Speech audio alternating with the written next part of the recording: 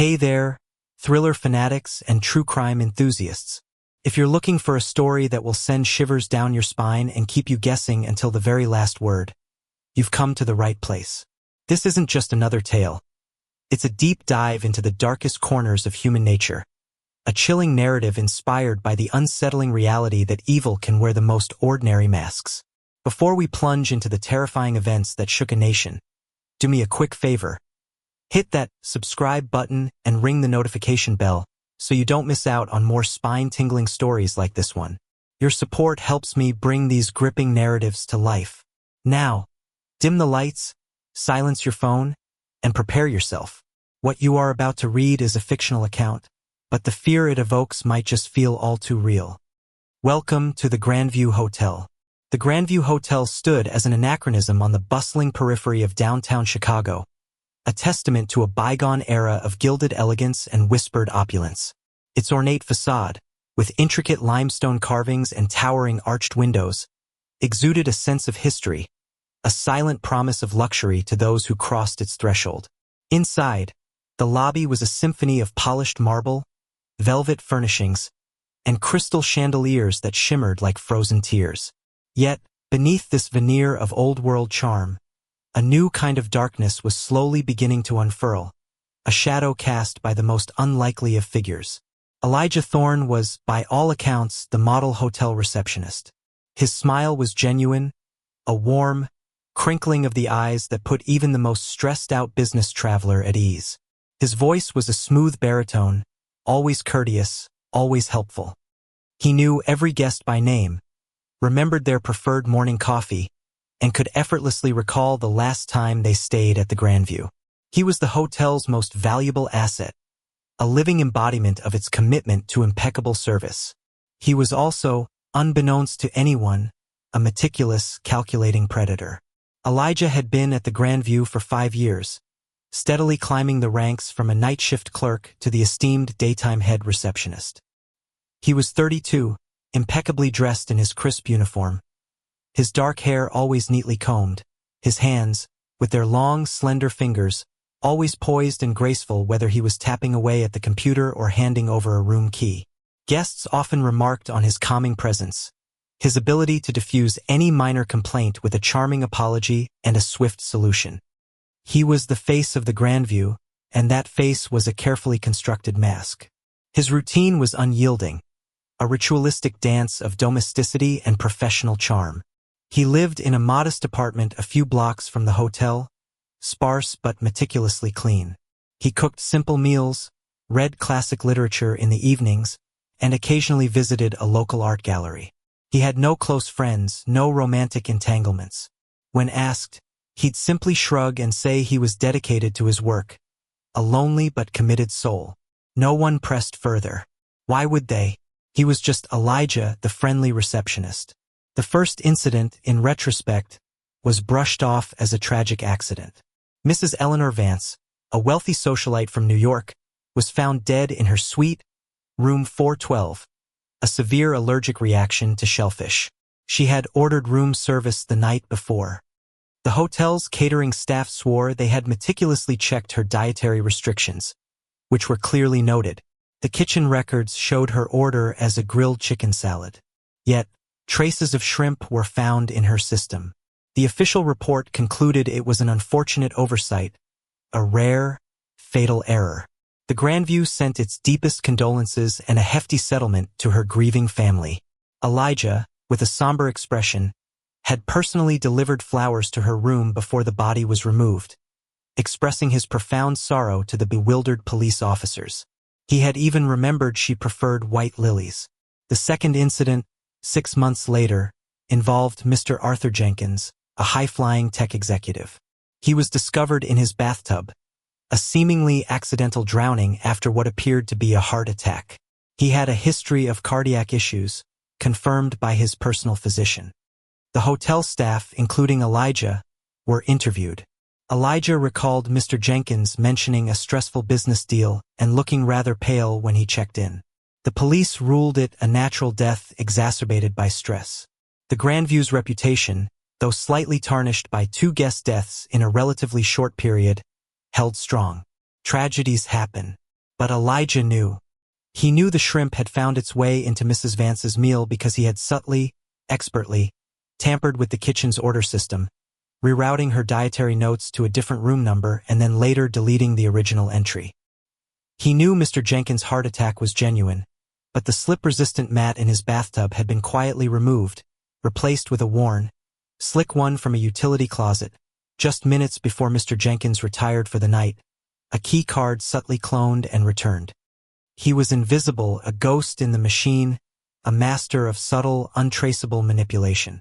His methods were as varied as they were ingenious, tailored to each victim, designed to look like anything but murder. He studied his guests, not just their names and preferences, but their habits, their vulnerabilities, their deepest fears. He had access to their booking information, their credit card details, their dietary restrictions, their medical notes, if disclosed. The hotel's extensive surveillance system, meant for security, became his unwitting accomplice. He knew the blind spots, the camera angles that missed the quick switch, the fleeting moment of access. He was a master of the mundane detail, the innocuous action that, when combined with others, created a perfect storm of fatal misfortune. He didn't kill for money. He didn't steal. He was impeccably honest with the hotel's finances, a stickler for rules. He killed for control, for the thrill of orchestrating fate, of playing God within the gilded cage of the Grandview. Each death was a meticulously crafted puzzle, a testament to his intelligence and cunning. The subtle power he wielded, the ability to end a life with a misplaced mat or a keystroke, was intoxicating. And so the Grandview, once a beacon of luxury, slowly began its transformation into a silent charnel house, one unfortunate incident at a time, all under the watchful, charming eye of its most trusted employee. The city, and indeed the nation, remained blissfully unaware of the silent terror lurking behind the smiles and impeccable service. But the veneer was thin and soon it would crack. The Grandview's string of unfortunate incidents continued, escalating in frequency and peculiarity. 3 more guests met untimely ends within a year, each death cloaked in the guise of tragic happenstance. A prominent senator, checking in for a political conference, succumbed to a sudden, virulent strain of Legionnaire's disease, traced back to the hotel's aging HVAC system. The hotel initiated a costly overhaul, but the damage to its reputation was growing. Then, a foreign dignitary, visiting for trade talks, suffered a fatal fall down a marble staircase. A loose handrail was blamed, quickly fixed. And most recently, a renowned food critic choked to death on a piece of steak during dinner service, despite the restaurant's impeccable safety standards and the immediate efforts of a doctor dining nearby. The autopsy revealed a pre-existing esophageal condition, making the incident a freak accident. The local police department, initially attributing the deaths to statistical anomalies in a high-traffic establishment, began to feel a prickle of unease. Detective Sarah Miller, a sharp, tenacious investigator known for her meticulous approach, was assigned to the Grandview case. The string of deaths, while all seemingly accidental or natural, began to form a disturbing pattern in her mind. 5 deaths in under 2 years at one hotel was simply too much. Her gut instinct, honed over 15 years on the force, screamed that something was deeply wrong. Sarah began by immersing herself in the Grandview's world. She spent days sifting through old police reports, medical examiner findings, and hotel maintenance logs. She interviewed every member of the staff, from the cleaning crew to the general manager. And of course, she interviewed Elijah Thorne. Elijah was, as always, utterly charming and cooperative. He offered his condolences for each victim, lamented the negative impact on the hotel, and provided seemingly helpful insights. He remembered the senator complaining about a slight cough, the foreign dignitary having a few too many drinks before his fall, the food critic being overly enthusiastic about his meal. He offered detailed timelines of his shifts, supported by the hotel's clock and records. He seemed genuinely concerned, even a little shaken by the hotel's bad luck. Sarah found herself almost liking him, despite her professional skepticism. He was too perfect, too smooth. That was her first red flag. "Mr. Thorne," Sarah began during one of their interviews, leaning forward in a small meeting room off the lobby, her eyes fixed on his. You seem to recall an extraordinary amount of detail about each of these guests. Is that standard for your role? Elijah smiled, a practiced, unassuming gesture. Detective Miller, at the Grandview, we pride ourselves on personalized service. Knowing our guests is paramount. It's what sets us apart. Plus, when tragedies strike, details tend to stick in one's mind. Wouldn't you agree? Sarah nodded slowly, not breaking eye contact. Indeed. And what about the hotel's security systems? CCTV, keycard access logs. All fully operational, Detective, Elijah replied, gesturing vaguely towards the lobby. We have extensive coverage. Keycard logs are meticulously maintained. I can pull up any guest's entry and exit times for you, of course. Sarah had already reviewed those logs. They were meticulously maintained, almost too meticulously. There were no suspicious entries, no unauthorized access. Yet, she felt a nagging sense of something missing. The surveillance footage was also clean, no shadowy figures, no obvious tampering. The cameras always seemed to miss the crucial moments, or the angles were just slightly off. It was like watching a magic trick where the magician's hands were always just out of frame. Her investigation hit a wall. Every lead she pursued led to a dead end.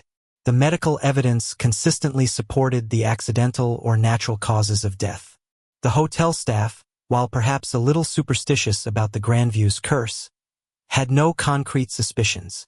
No one had seen anything out of the ordinary, no one had any grudges. But Sarah was not one to give up.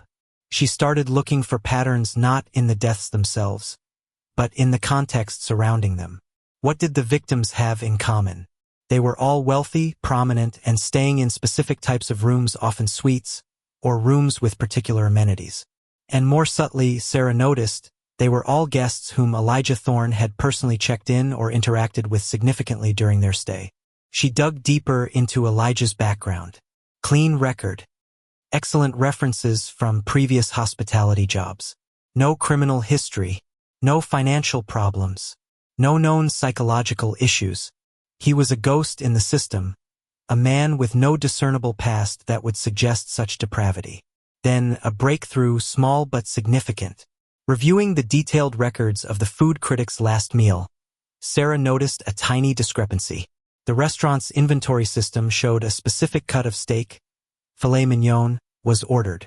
But the hotel's room service and general ledger system, which Elijah often managed, showed a different, slightly larger cut, a ribeye. It was a minuscule detail, easily dismissed, but it bothered her. The ribeye, she learned, was notoriously difficult to cut, often having tougher, more fibrous pieces. Could it have been intentionally swapped? But why? And how? She remembered the allergy incident with Mrs. Vance. The initial kitchen order was for chicken. The subsequent allergic reaction was from shrimp. Two different items. She cross-referenced the order system logs for both cases. It was complex, involving multiple database entries and deletions that were almost impossible to track without high-level IT access. But with persistent effort and the help of a forensic IT expert, she found it. A series of phantom keystrokes, logged as system errors or routine maintenance, within the hotel's network, occurring precisely around the time these critical orders were placed or altered. And these keystrokes, when traced back, originated from the front desk's primary terminal, Elijah Thorne's workstation. The evidence was circumstantial, but it was enough to ignite a firestorm of suspicion. The system errors had been cleverly masked, designed to erase their own tracks, leaving no human operator identifiable. But the pattern was there. Elijah, with his intimate knowledge of the hotel's antiquated yet complex IT infrastructure, had found a way to manipulate the digital breadcrumbs. Sarah decided to set a trap. It was risky, unethical even, but she was desperate. She arranged for a VIP guest to check into the Grandview, a retired FBI profiler posing as a reclusive millionaire, Mr. Jonathan Hayes. Mr. Hayes had a very specific, rare medical condition that made him extremely vulnerable to a common, easily accessible substance. His medical file, discreetly planted in the hotel's digital system, detailed this vulnerability with exaggerated urgency. Sarah ensured that Mr. Hayes would interact primarily with Elijah during his check-in and subsequent requests. The tension in the Grandview became palpable, though unseen. Elijah, oblivious to the sting operation, greeted Mr. Hayes with his usual impeccable charm. He noted the man's medical file with a polite, almost imperceptible nod. Sarah watched from a hidden surveillance van, her heart pounding. She knew she was dealing with a monster, a chameleon who blended seamlessly into the fabric of everyday life. The Grandview, once a symbol of luxury, was about to become a stage for a deadly game of cat and mouse, and the stakes couldn't be higher. The facade of normalcy at the Grandview was cracking, and soon, the monstrous truth would spill out. The trap was set, a delicate, dangerous operation. Mr. Jonathan Hayes, the fake VIP, settled into his luxurious suite, his medical condition detailed in a fabricated file now accessible to front desk personnel. Detective Sarah Miller and her team monitored every digital trace, every physical movement around Elijah Thorne. They had secured warrants, ready to act on any concrete evidence. Elijah, for his part, played his role perfectly. He offered Mr. Hayes a complimentary fruit basket, inquired about his comfort, and subtly confirmed his dietary preferences. Sarah watched the surveillance feeds, her jaw tight. She saw the fleeting, almost imperceptible glance Elijah gave to Mr. Hayes's digital file, a flicker in his eyes that spoke of calculation, not concern. The system errors reappeared in the hotel's network logs, small anomalies around the time Mr. Hayes's profile was accessed and then subtly altered. The bait was taken. Mr. Hayes, following the script, called the front desk requesting a specific brand of sparkling water. Just like the one in my file, very important for my condition. Elijah, with his usual efficiency, assured him it would be delivered promptly. Sarah's team intercepted the delivery. Inside the bottle, analysis quickly revealed, were microscopic traces of a potent sedative, designed to induce respiratory failure in someone with Mr. Hayes's condition, precisely the type of substance detailed in the falsified medical file. It was a perfect, untraceable murder, designed to look like an unfortunate, unexpected medical crisis. That was the moment. The evidence was irrefutable. The system error that had swapped Mr. Hayes's regular sparkling water order with a tampered one, along with the physical evidence of the sedative, was the smoking gun. Before the delivery could even reach Mr. Hayes's door, Sarah's team moved in. As Elijah Thorne was assisting a newly arrived family with their check-in, his smile as wide and inviting as ever, the lobby doors burst open. Uniformed officers flooded the grand space, their presence a stark contrast to the hotel's serene atmosphere. Elijah Thorne, Detective Miller's voice cut through the sudden silence, sharp and authoritative. You're under arrest for the murders of Eleanor Vance, Arthur Jenkins, Senator Thomas Grant, Ambassador Lee Wei, Peter Caldwell, and the attempted murder of Jonathan Hayes. The transformation was chilling. The smile vanished from Elijah's face, replaced by a vacant stare, then a slow, almost imperceptible smirk. His eyes, once so warm, hardened into cold, calculating chips of obsidian. He offered no resistance, no argument. As the handcuffs clicked around his wrists, he simply looked at Sarah, a silent challenge in his gaze. "Impressive, detective," he murmured, his voice still smooth, but now laced with an icy edge that sent shivers down her spine. "Most impressive." The news exploded across the nation like a bombshell. The Grandview Hotel Killer, the smiling assassin. The headlines screamed in horror and disbelief. A respected hotel receptionist, a man trusted by hundreds, had systematically murdered at least 5 guests, all under the guise of accidents or natural causes. The meticulously planned nature of his crimes, the elaborate cover-ups, and the sheer audacity of his actions sent shockwaves through the hospitality industry and the public consciousness. The subsequent investigation uncovered the full extent of Elijah Thorne's reign of terror. Forensics teams painstakingly revisited every previous accident at the Grandview. With the knowledge of Thorne's methods, they found the missing puzzle pieces, the faint residue of a rare toxin in Senator Grant's water filter, precisely targeted to his existing respiratory weakness. The subtle alterations to Ambassador Leeway's blood pressure medication prescription, found in his room, intended to induce a dizzying spell. The minute, almost invisible tampering with the food critic steak, a substance designed to relax the esophagus just enough for a larger, tougher piece of meat to become lodged. Each death, once deemed an accident, was now revealed as a calculated act of murder, executed with surgical precision. The Grandview Hotel, once a symbol of luxury, became a monument to terror. Bookings plummeted, and the hotel eventually declared bankruptcy, its grand facade forever stained by the darkness that had festered within its walls. The staff, heartbroken and betrayed, struggled to come to terms with the fact that their trusted colleague was a cold-blooded killer. Elijah Thorne's trial was a media circus, a morbid fascination with the ordinary man who committed extraordinary evil. He never confessed, never offered a motive beyond that chilling smirk. Psychologists speculated about a deep-seated need for control, a perverse intellectual game played with human lives. He was convicted on all counts and sentenced to multiple life terms without parole. Detective Sarah Miller, hailed as a hero, found herself forever changed by the case. The image of Elijah's final, chilling smirk, the casual cruelty in his eyes, haunted her. It was a stark reminder that evil often lurks not in the shadows, but in plain sight, behind the most charming smiles and the most impeccable uniforms. The Grandview masquerade was over, but the echo of its silent terror, and the chilling truth that anyone could be a monster, would resonate in the quiet corners of America for years to come. The world had learned a terrifying lesson. Sometimes, the most dangerous people are the ones you trust the most. And in the gleaming halls of luxury, a smiling face could conceal the darkest of intentions. And that, my friends, is the tale of Elijah Thorne, the Grandview Masquerade. If this story left you looking over your shoulder and questioning the faces you trust, then my job here is done.